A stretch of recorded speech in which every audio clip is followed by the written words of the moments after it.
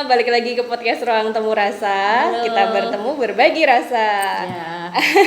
Pada kesempatan kali ini kita kedatangan tamu, ada Ibu Endang. Halo Ibu Endang. Halo. Selamat malam. Selamat malam. Beliau adalah ketua pengurus PKBI Kabupaten Bantul. Ya, Ibu terima kasih sudah berkenan datang pada kesempatan kali ini. Ya, alhamdulillah ini bisa datang. Ibu, sebenarnya kan Bu Endang ini sudah lama sekali jadi relawan, dulu berawal dari relawan di PKBI sampai Lama akhirnya banget temannya udah pensiun. sampai akhirnya sekarang jadi ketua pengurus. Bu Endang bisa cerita nggak dulu jadi pengurus itu di tahun berapa? Masih ingat nggak Bu? Kurang lebih saya masih SPG. Saya lulus 72, jadi sebelumnya Mbak BW itu dulu masih imut-imut. Saya sampai terkagum-kagum sama Mbak BW itu, bicaranya juga seperti itu Mbak BW. Sekarang nggak tahu, saya nggak pernah ketemu. Ya, berarti sekitar tahun 72 ya. 72. Lama banget ya Bu ya. Iya, sampai sekarang. Sampai sekarang. Jadi ini kalau dibelah hatiku Ada PKBI-nya. Ada PKBI-nya. Ya. Bu, dulu di tahun 72 itu kok bisa gabung ke PKBI, kenapa Bu? Saya memang waktu itu ada ibu-ibu namanya Ibu Sugaib. Itu masih belum pensiun di Depen. Itu saya memang diajak saya kok terus mau juga. Bu Sugaib namanya. Perak Bantul Timur itu. Terus saya derek dan sebagai cuma derek ada penjelasan apa visi misinya PKBI bagaimana seperti itu. Iya. Kegiatannya apa Bu? Diajak ngapain nih sama ibunya? Ya ada, karena dia di penerangan ya sering itu menerangkan. Waktu itu kan keluarga berencana ya, KB-nya itu terutama itu tentang 4 sehat 5 sempurna juga gizi. Terus catur warganya. Zaman dulu catur warga. Kan dulu anak itu rindu loh. Sampai kalau zaman dulu kan saya sendiri berdelapan saudara. 8 bersaudara. Terus saya ingin besok kalau saya udah menikah enggak seperti orang tua saya sampai 8 begitu, kok enggak capek ya melahirkan. Iya. Jadi supaya lebih berkualitas gitu ya Bu ya kehamilannya. Berarti Bu Endang dulu sudah ikut juga sosialisasi ke desa-desa gitu-gitu Bu? Di PKK. Oh di PKK. Iya. Yang diobrolin apa? Tapi Bu? setelah saya nikah, jadi waktu itu saya cuma derek aja, mendengarkan gitu. Ya tentang kesehatan itu reproduksi. Iya, seperti itu. Seru nggak Bu? Senang nggak gitu maksudnya akhirnya bisa ikut gimana ya? sosialisasi? Tapi juga semua itu ada suka dukanya. Ada tuh yang a priori gitu loh, enggak nyambung gitu. Jadi tantangan itu. Tantangan untuk ya. PKBI. Iya. Kadang ada yang enggak merespon kayak gitu ya Bu ya. Merespon, iya. Pokoknya punya anak ya, pokoknya itu rezeki katanya begitu. Jadi, sampai batas melahirkan itu enggak terpikir waktu itu. Tahun 70 23 75 itu masih. Jadi kalau di zaman dulu tuh masih menganggap bahwa banyak anak banyak rezeki. Iya. Jadi semakin banyak anak ya semakin banyak juga rezekinya kayak gitu. Untuk Kespro belas enggak. Tapi belum ada belum ada edukasi soal pengetahuan tentang Kespro itu belum kayak sekarang. Iya. Padahal sebenarnya kalau banyak anak itu juga punya resiko terkena kanker serviks, kemudian anak yang nggak tahu dulu ada kanker serviks juga nggak tahu. Kalau dulu itu waktu melahirkan saya juga lihat sendiri, terutama di pedesaan ya, di tempat saya itu cuma dukun kok yang menolong, terus cuma ada itu loh, dibakar merang itu sudah diombang-ambingkan di situ untuk membersihkan darah itu, seperti itu dulu. Ngeri ya Bu ya. Jadi belum higienis gitu ya Bu ya. Jelas belum itu. Banyak tuh yang terus, kalau dulu istilahnya sedo kunduran, jadi waktu melahirkan terus pendarahan tuh meninggal, namanya sedo kunduran begitu. Saya lihat sama teman-teman tuh waktu itu juga seperti itu, ngeri. Jadi saya terus membayangkan kelak kalau saya udah nikah punya anak gitu. Karena caranya masih sangat tradisional, Iya, tidak higienis, sangat berisiko gitu Iya, ya. berisiko. Dan Dulu pada seperti akhirnya itu. menyebabkan pendarahan dan kematian gitu ya. Terus makanya saya di PKBI terus ikut terus. Saya kayaknya terpanggil gitu loh. Sampai sekarang saya usia hampir 70. Teman-teman saya yang seangkatan ada pengurus dari cabang Sleman, dulu itu udah pada ganti, udah pada pensiun. Tapi nggak tahu nih kok. Mungkin kalau lihat saya mungkin sudah sopo koyo bendang meneh jenuh. Iya, Udah bosen lihat saya. Iya. Berarti ini masih pengabdiannya dan kontribusinya untuk PKBI masih sangat ya Bu ya. Iya. Iya. Sebenarnya kalau bicara juga dulu di tahun 70, 80, selain sosialisasi terusnya setelah itu apa Bu kegiatannya yang Ibu Endang ikuti? Dulu sering saya ke mana ya, ke Waru di Pandan Simo juga ngumpulkan ibu-ibu itu menjelaskan tentang Kespro juga. Terus apa itu? Lupa ya. Kalau Menpause. Menpause ya. Iya, itu sering diminta di Dharma Wanita. Saya juga pernah isi di Dharma Wanita Kecamatan Kretek dulu. Namanya dulu enggak apa ya? Kantor wilayah gitu enggak, tapi apa dulu enggak tahu, saya sampai kok bawa dagangan ya untuk menerangkan kalau sudah menopause itu pakai jelly gitu loh.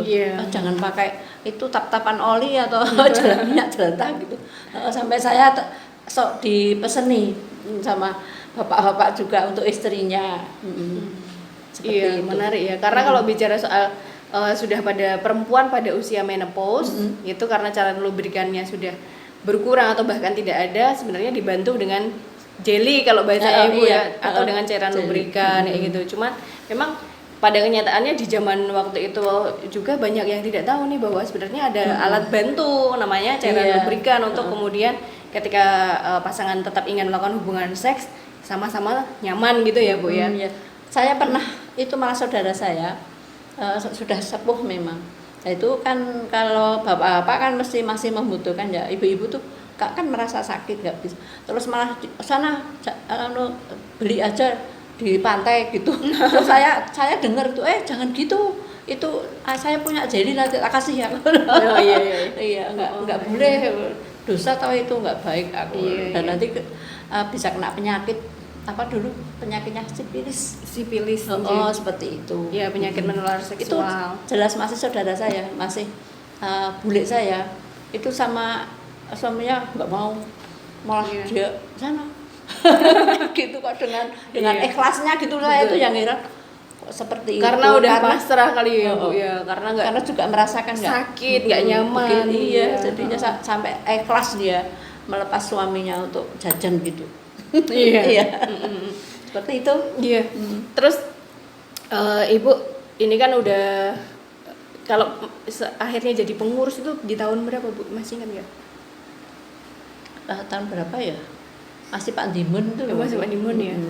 Sekitar tahun 2000-an ya, tapi udah tahun gencar-gencarnya itu gempa 2006. Terus PKBI kan dapat bantuan untuk menyalurkan itu sambil menyelam minum air ya, menjelaskan itu tentang visi misinya PKBI.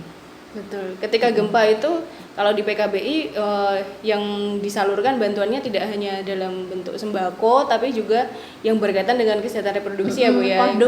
Kondom, kemudian pembalut kayak gitu. Kayak yang belum lama ini habis ada bencana gempa juga kemarin di mana Bu? Kemarin yang di Cianjur. Ada bilik cinta. Apa namanya, bilik mesra, tenda biru atau apa kayak gitu.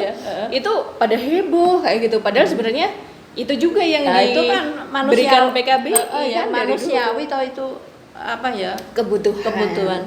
Iya, tapi ternyata masyarakat masih tabu, masih menganggap itu saru. Iya, betul. Dan aduh kayak gitu pas waktu bencana kok disediakan kayak gitu. Iya.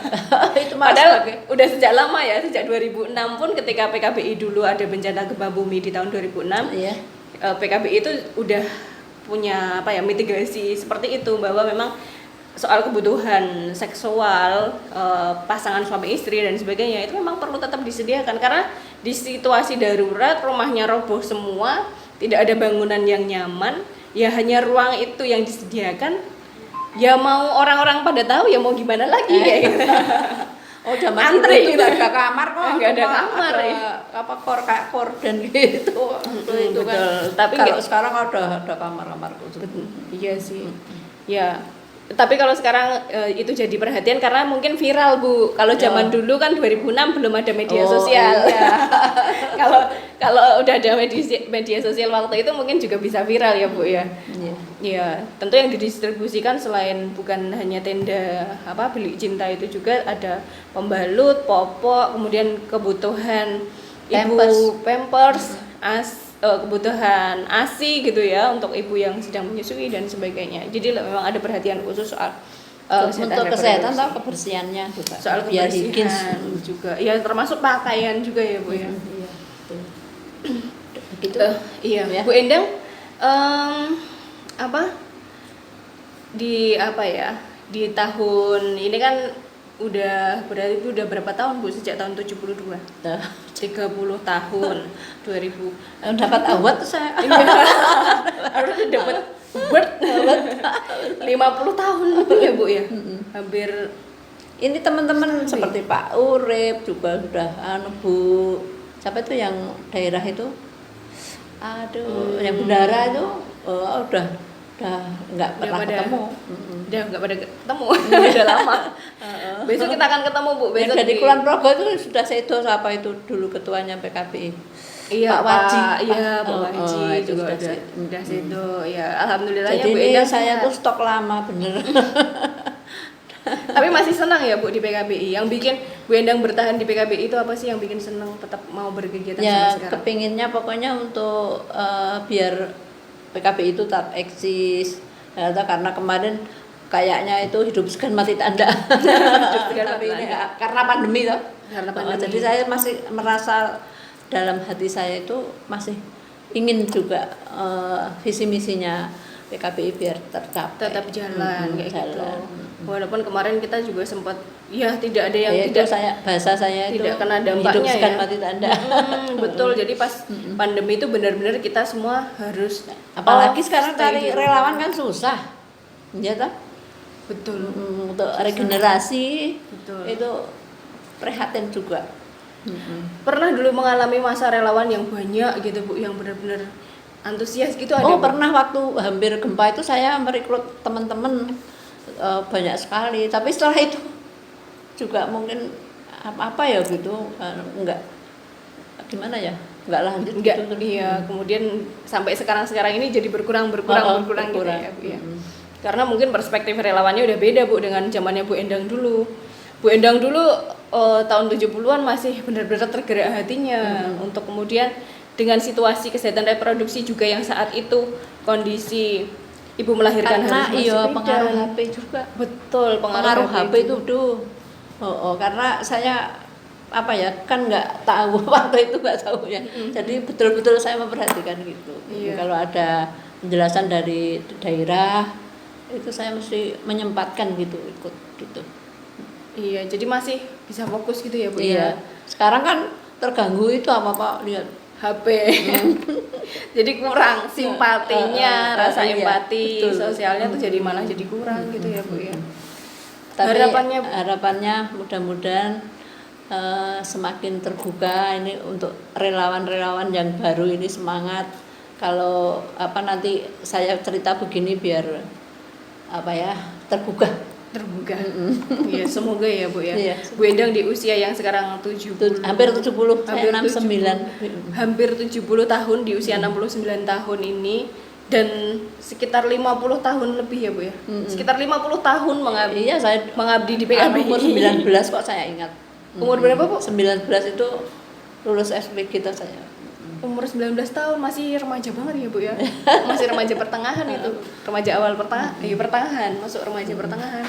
Wah, berarti udah terlibat sejak usia remaja Iya. hingga usia lansia sekarang. Kebetulan itu ada yang itu loh menggerakkan saya, ayo ikut ya. Dan terkesan dan sampai sekarang ya, Bu ya. Iya. Nah, mungkin Bu Endang, harapan Bu Endang sendiri buat generasi muda apa Bu?